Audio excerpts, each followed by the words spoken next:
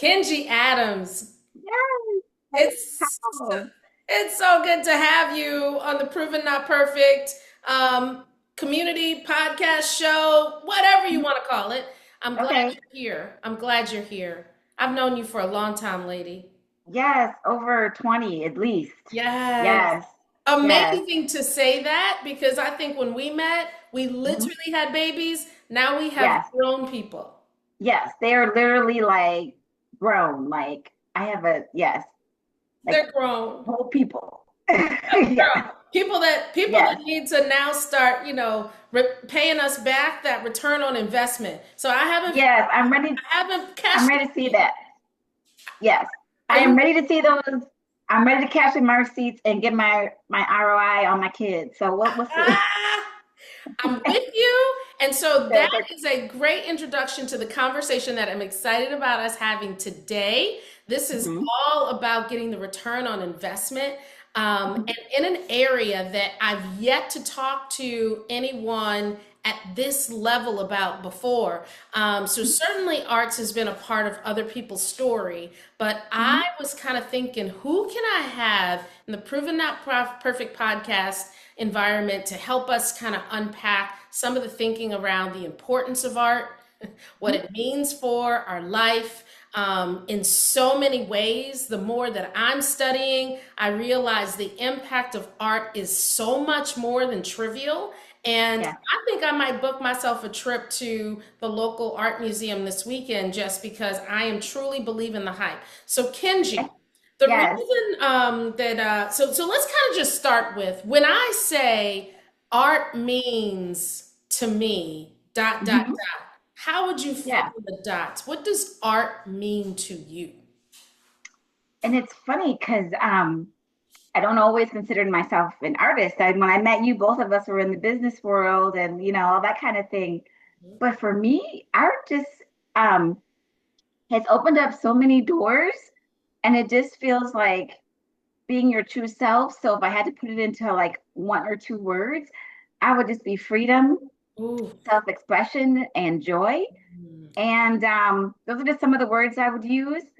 And also discovery, because there's so many things that I'm learning. Like I'm going back, I think I mentioned when we talked earlier, that I'm going back to school and getting another master's in actually art history. So I'm actually now studying the history of art and what it means to be, an artist, and it goes way back, 10th century across, different areas across, Chinese and different other kinds of, countries, continents, and just understanding what those a little bit more about what it meant to them Mm. and why they created the art that they did. And then for me, it's just more of a self-expression on and a deeper understanding of me as a person and how I relate to some of these pieces.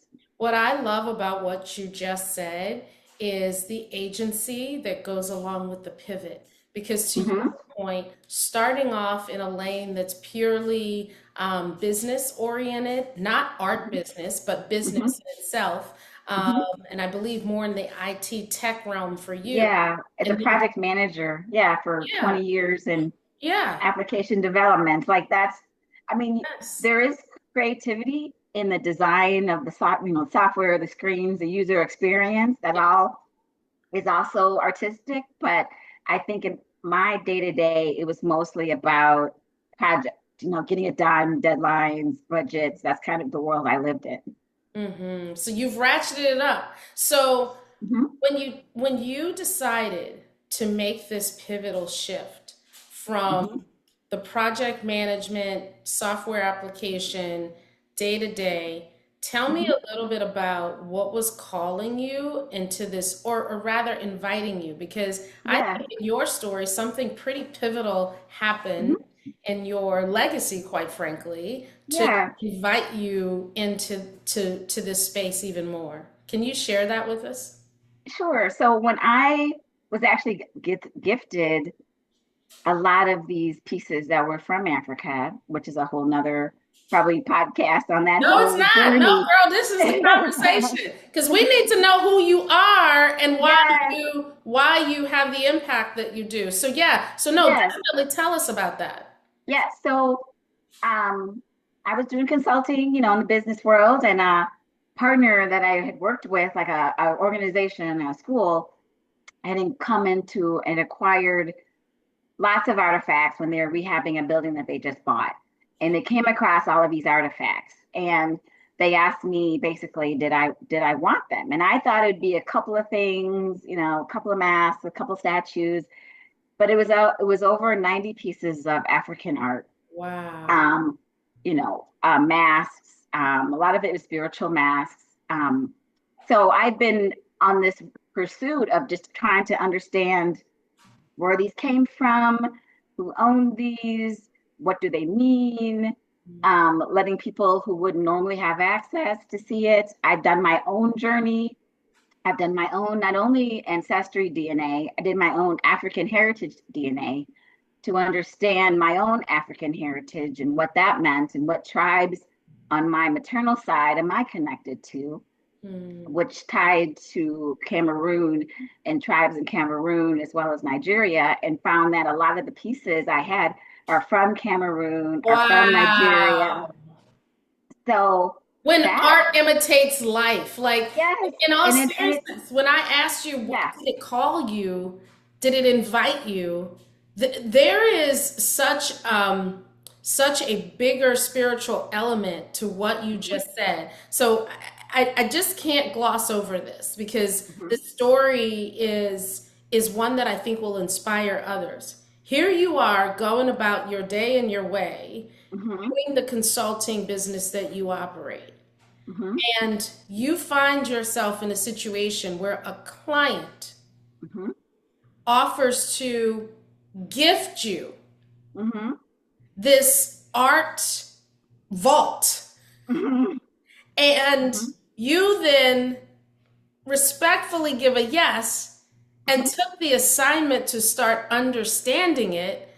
And then mhm. you find out it connects to your own personal heritage. I'm serious. That's like mind blowing.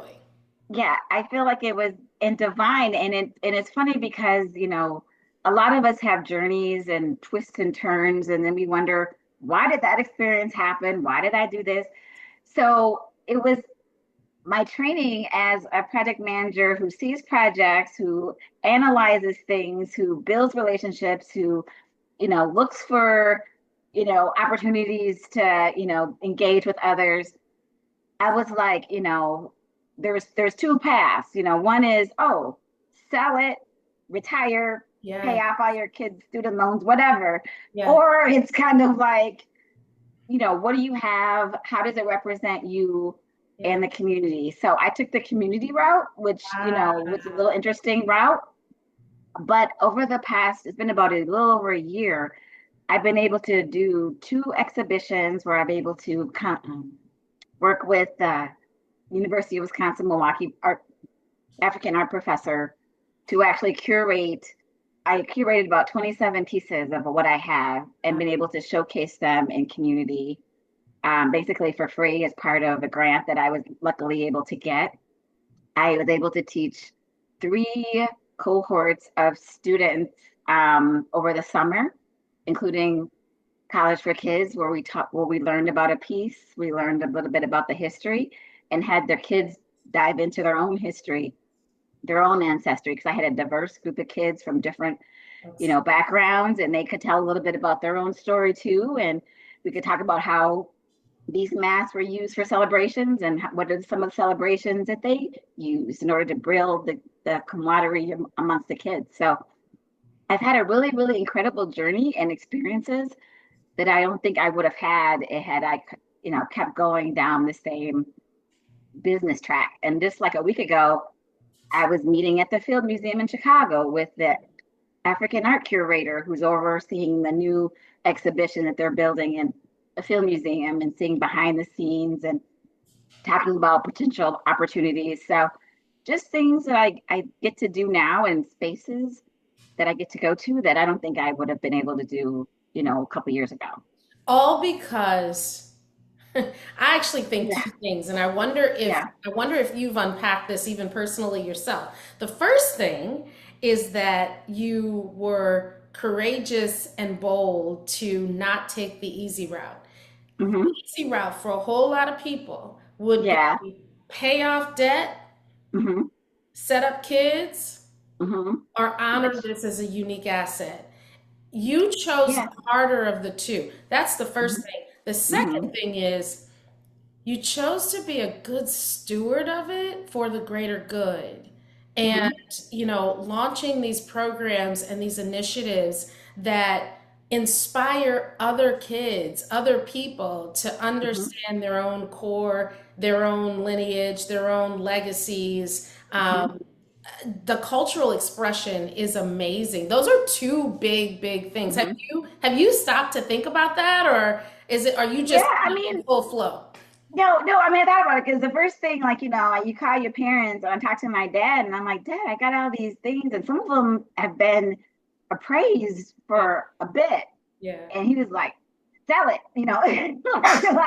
like hands down, sell it, which I think in the long run, I mean, the short run, yes, because I've had museums want them. I've had, art dealers, ask me several times to consign or sell it. So I've had individuals wanting to buy pieces. So, not to say I would never ever do anything like that, but I think the return in the long run, Yeah. because it's still an investment. So I still can do exhibitions. I can still do programming. I can still utilize this access, to do other things too. So it's not like it's just not doing anything for me. So it's a vehicle to other things. It's just a little bit different pathway to get there. So you probably know all about this, but I've been doing some research on the benefits of art. And, Mhm. for so long, I've been a student of the art, right? Mhm. Studying dance and doing so for many years, and then encouraging my children to leverage arts performance as well. And one of my kids just took that to the next level on her own. But I do understand the impact that it has to bring celebration and joy. But as I started to do the research, there's science out there, Mhm. longitudinal studies that have been done right now that Mhm. say the impact of a healthy art life on Mhm. our life can be the Mhm. difference of 14 years, Mhm. added healthy years to your life. In Mhm. fact, the study speaks to it decreases stress when you have a regular participation with art. It helps you to regulate your mood. It increases social engagement. It increases cognitive stimulation. It increases a physical activation. It literally moves you. Girl, when I read that, I was like, what? Like No, on those I days when do. I need to go to the gym, Yeah, no, art make me go. I do feel like now, I mean, you haven't seen me with like braids and like red glasses. It's like, what is this? So it's just like I think it I do I think overall feel better. Like I think it's yeah, and it's like you're saying an artist. Like you don't do art obviously for the money. You do it because it makes you feel good. You do it for the passion. You do it how it engages others. And when I have classes I'm fortunate to have a relative of mine is a black artist for Marvel Comics who illustrated one of my pieces. And the kids take an illustration of one of my artifacts and they learn about it, but then they use the template that we use, like a drawing, and come up with their own expression for themselves. And sometimes we use watercolor or we use pencils. We talked about nature where I brought in sticks and leaves and kids can be creative. And then what I do is I teach them how to become little junior curators. So they Mm, learn about medium, they learn about, what materials did they use, the process they used. And then I let them actually become artists where they get to showcase their work. So when I did a week-long class last summer at UWM, I partnered with Mathis Gallery, which is the gallery within the art history department building. And the kids had their own exhibition where they got to dress up like artists, whatever that looked like. And we gave them all their own little pedestal, and and they had a little tag with their name and the name of their piece and the materials they used. And they got to showcase their art for the professors and their parents and other kids, and have a little mini reception at the end. So it was something that the kids could feel good about. And we also worked on, grouping things that are the similar. They worked on their presentation skills. So there's a bunch of skills that were learned Yeah. kind of through play by using art. And so that was something that was really, really interesting that had not been done on campus before, where the kids actually had a chance to be, little mini exhibitors and actually tour a gallery. We did a behind the scenes tour of a gallery. Wow. So kids, depending on your interests, because kids have different interests. Some kids like to be in front, some Mhm. kids like to be behind. So I thought by letting the kids see the behind the scenes, how gallery works, also how to draw, they got to be creative and do the curation piece, then maybe kids could find a place that would appeal to them, that they'd want to, spark something in them that could do something else going forward. So that's why I kind of like to do it a couple of different ways. So kids can kind of get in where they get in, fit in. And some kids were really big on history. Some kids weren't really big on drawing, but they love the historical part, or they love the nature part, or they love the presentation part. So that's just something that I try to give vehicle for people too. That's a good point because I think with so much defunding in some of our educational programs in schools, Mm-hmm. Mm-hmm. there's a new opportunity for systems and structures to come into place that Mm-hmm. don't lose these fundamental core offerings for the kids, right? Mm-hmm. Because Mm-hmm. if I'm sitting here acknowledging all the studied, proven health effects of art in your life, Mm-hmm. just holistically as an adult, then Mm-hmm. what would that mean for the next generation to establish that as a norm? One thing I can say as a mom of three, maybe it means they put down the digital social Mm-hmm. media Mm-hmm. just for a moment, right? And certainly the same things for us. What do you think about some of the shifts that are happening right now that will come to make art more prominent? Maybe even as an investor, right? So, Mm-hmm. Mm-hmm. with crypto and digital, Bitcoin and things of the like, there are NFTs, there are all sorts of new creative ways to consider, expounding upon your investment philosophy. Um, do you see that there are going to be any particular trends that emerge? Do you think it will be a cultural relevance? Are we in a cultural season? Do you think that maybe just in true art fashion, it's going to just resonate with the heartbeat of what's going on now? Like, I'd Mm-hmm. love to get just your free thinking on, how do we think about investing in art for the future? Well, I think one thing is, I know, like, with the tokens and all of that, I think at the end of the day, I think people like to physically have things. Maybe that's just me. I'm just more old school, but I mean, I think it's one thing to see it on your phone, or it's one thing to see it, whatever. But I really think having a piece of art Yeah. actually, and seeing it Yeah. actually means a lot more. One thing that I've learned when I've been just kind of going through this journey and actually working with artists and different people who are in this art industry is that a lot of times people don't value your work till you're super old or gone even. And so one thing I would love to see, which I don't know how to solve for this, is really supporting those young artists now, so Yeah. they don't have to wait. Because a lot of times what I've seen, or what people have said, is that you can have an artist who's great, Yeah. but unfortunately people wait until they're 80, and then they buy it, and then the family doesn't recognize how great they are when Yeah. they pass. All of that great art goes to somebody else who makes way Oh more my money. God. I think about Yeah, this. Basquiat, like, like, nobody bought anything. All Yeah. these artists died poor. So I just think investing in artists and paying them for their work, Yeah. and like, I'm working with a couple of places, and one place in Madison is looking at building a new space for this community, a cultural center. Mhm. And I met with the woman who's in charge of all of that program, and they actually have, a pretty nice stipend for the artists to come and curate the space. Mhm. So I think just, paying artists, seeing what their value, and then look at the history of artists.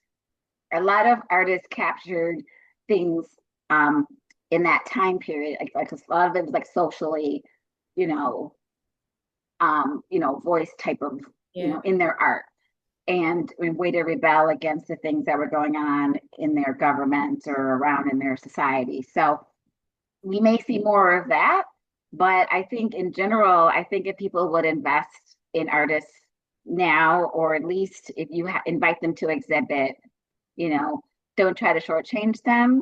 And then I know it's so hard to see what's value and what's not. It's kind of up to the person, but I just hate to see older, especially older minority artists suffer and not make any money until they pass or until they're really old to even enjoy and be Well, appreciated. even young ones. So when you Oh were yeah. talking, I thought of Andy Warhol and Mm-hmm. Scott, right? Um, Yeah. I mean, his art right now is still toiling around, the world. So much of it, I think, Mm-hmm. is owned by one gentleman in Dallas at this point, where, you're talking significant value Mm-hmm. on that art, where this young Mm-hmm. man lost his life early. Um, Mm-hmm. I also think, though, and I know that this isn't necessarily enough time to solve for, but kind of as you said, thinking about the solution, the problem solution, right? Mm-hmm. Art is the artist is producing now. Mm-hmm.